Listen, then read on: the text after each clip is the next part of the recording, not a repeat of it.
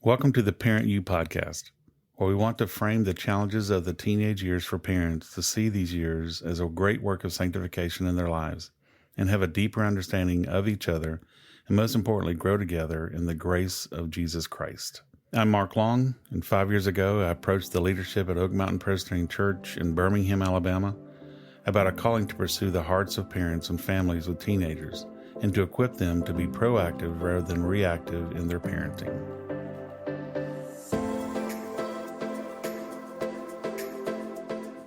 High school graduation. It's an exciting time for a family and often comes with a sigh of relief. We've made it. Both for recent grads and for parents.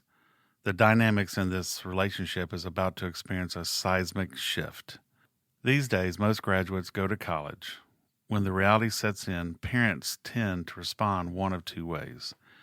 They wrestle for control, trying to establish unenforceable rules with unintended consequences, or the flip side. They take a hands-off approach, missing out on critical opportunities to parent in a different way. Today, we've invited Ben Griffith to discuss strategies that parents can take to help graduates establish a plan and what parents should expect as it's time to drop their student off at the university or college campus.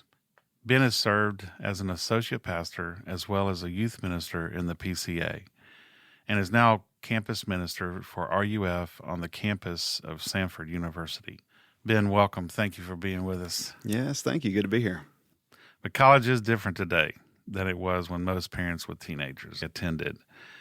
It's easy for parents to remember their college experience and assume it's going to be the same for their students. How have you seen differences or changes or experiences as you're on the campus there at Samford? Yeah, good question.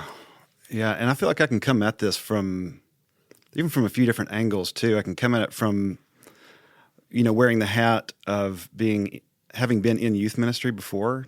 I was in youth ministry for about 10 years, full time, and have served in different roles in the local church, now in college ministry in RUF. But honestly, I feel like the hat that I'm still wearing that I've worn through all of those phases is the hat of being a parent myself. We have 3 kids. And so being able to come at this question from talking with parents and helping them navigate this to just being a parent myself and feeling the insecurities and the anxiety and, worrying about all the things that they're worrying about too, helps me to kind of stay grounded in this. But yeah, you're right. It's still changing so fast. And for students, this is all that they know. This is the world that they know. They don't know anything different. But for parents, they've got their foot in maybe 1 or 2 different worlds, the world that they know and now the world that their student knows. And that can be a hard kind of bridge to cross sometimes. I know as a parent, like, I want my kid to live in my world. And it's hard when I have to go live in their world and see things from their perspective. And that requires me to be flexible and for me to be adaptable, for me to be curious. Well, let me ask you this other question. What are some of the common challenges that students now face that their parents maybe would not have faced? I think, first of all, that's a good question for us to keep asking, because we might make assumptions and think that the college campus and the world our students are living in and entering into is roughly the same. And in some ways it is. Some things don't change, but other things have changed pretty quickly. And just a few kind of tangible things that come to mind. One is just the advent of the smartphone and social media that I know that was not really something I had to navigate in college, and most parents of this generation haven't. And it is when we think that things haven't changed, we're being really naive, because it's a dramatic, sizable shift just in the way that students are engaging with the world and the people around them. They're learning to stretch different muscles that that we didn't stretch. They are they're learning how to engage with their neighbors in a way that's just different. And so, yeah, the advent of social media and I would also say connected to that, I just think students are really lonely today. Even on a campus like Samford that really prides itself in connecting students to each other, and there's a lot of there's just a real communal aspect at a school like Samford. Students are really lonely, but they don't know it because they're so connected on social media. They're all hyper aware of everything that's going on in everybody's lives around them. But they're doing that from the loneliness of the chair they're sitting in by themselves in the caf, not sitting next to anybody else, actually talking to somebody and breathing the same air and sitting on the same table.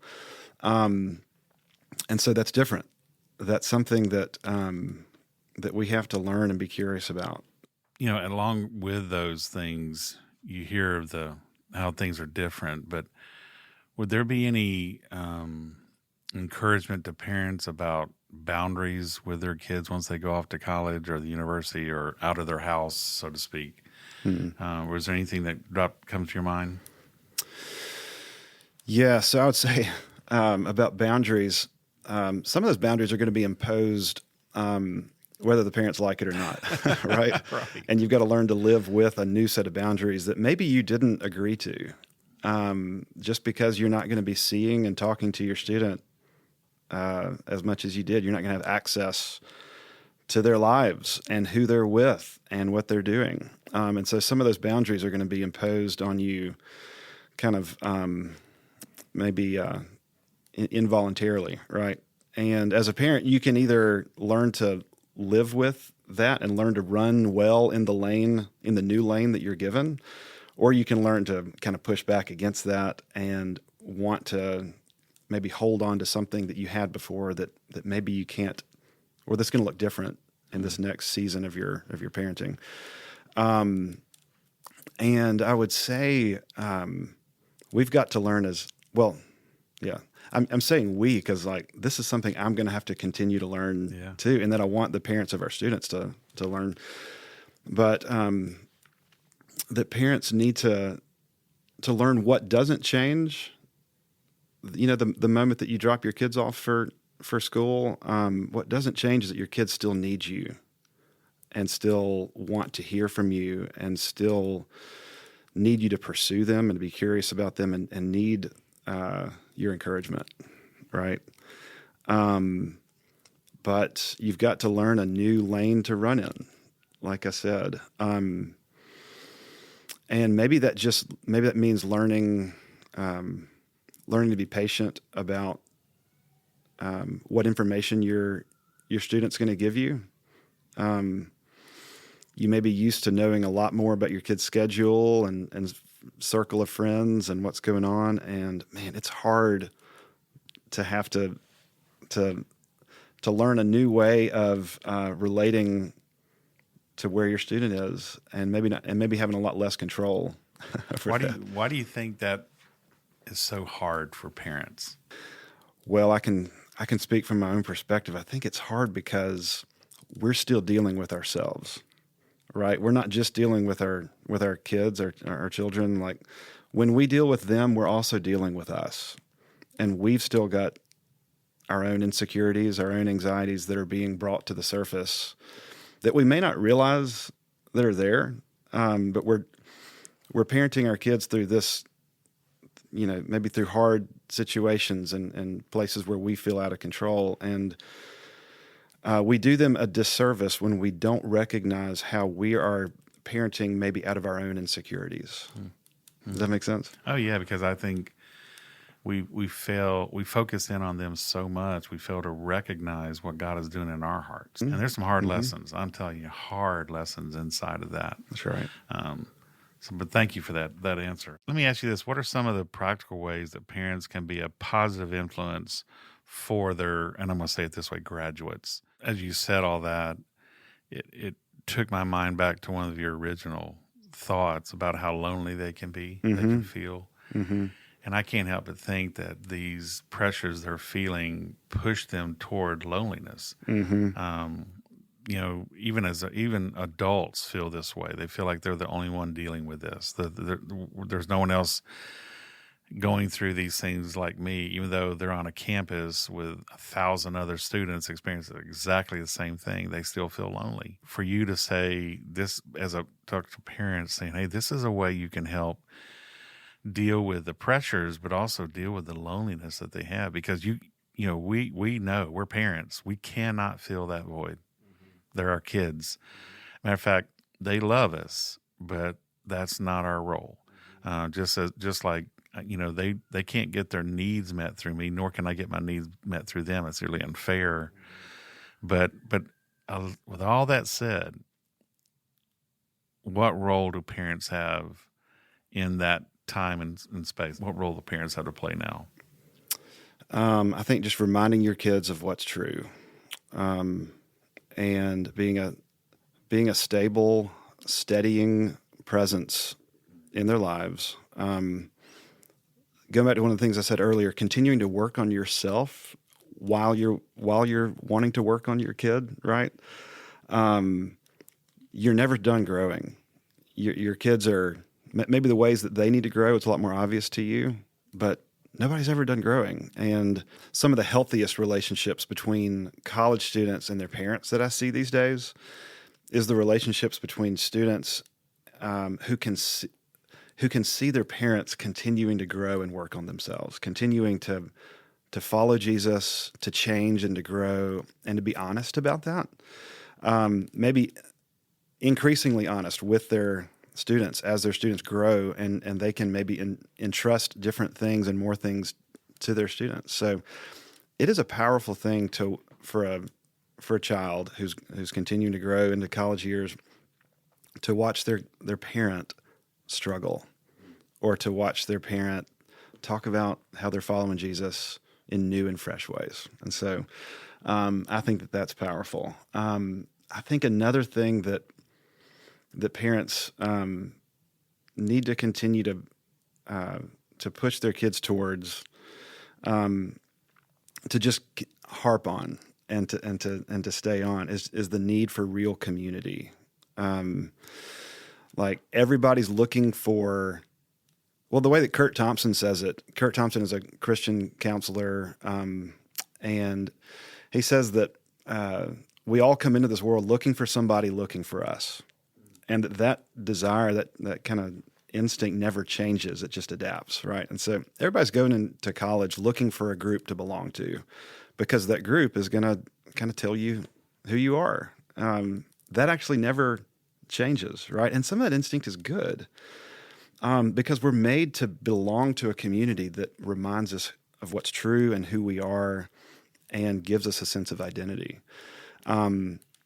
And so one of the things I would really urge parents, like this is a hill you can die on, is to keep pushing your kids towards the local church and towards a community in college, hopefully a college ministry that they can belong to, that will remind them of what's true, and that will be a community that will continue to like reinforce and shape their identity, that their identity is not something that they build for themselves and that they construct out of nowhere. Because that is the narrative, I think, of kind of the culture today. Like, you belong to yourself, you make up who you are, and the future's wide open. You construct your own identity. And the narrative of the gospel in the church is like, actually, you don't belong to yourself, and that's good news.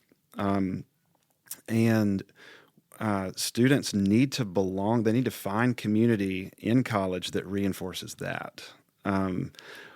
Because college is this environment. It's this really strange environment where everything kind of revolves around you.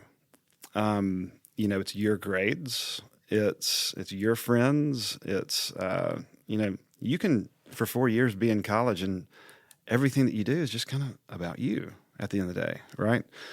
And the narrative of the church really pushes back against that, because when you belong to a church, it's a community that you're a part of and that you're an invaluable member of, but it doesn't revolve around you.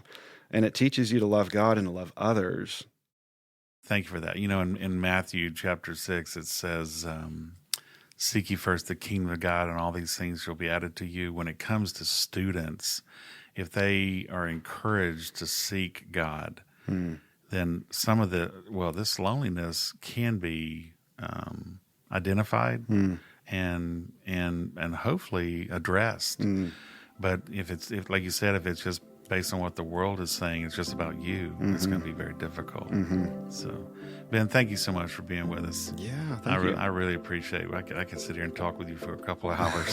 You did a great job. Thank you very much. Yeah, absolutely. Parent U is a ministry of Oak Mountain Presbyterian Church. I'm Pastor Mark Long, and thanks for listening.